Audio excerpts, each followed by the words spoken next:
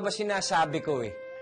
Kaya hindi kita pinayagan. Pinilit mo pa kasi mag-service crew eh. Hindi ko naman po sinasadya, Daddy. Nadulas lang po sa kamay ko eh.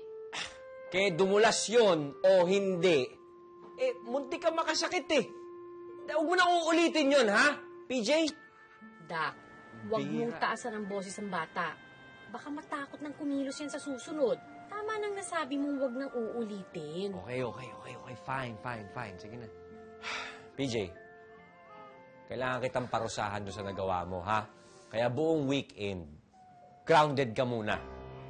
Di ba parang OA naman yung buong weekend?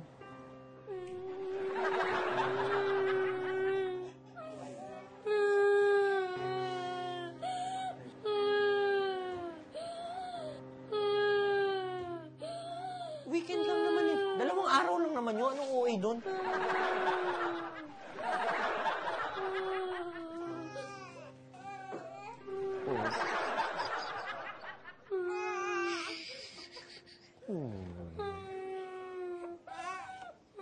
Oh, ano to?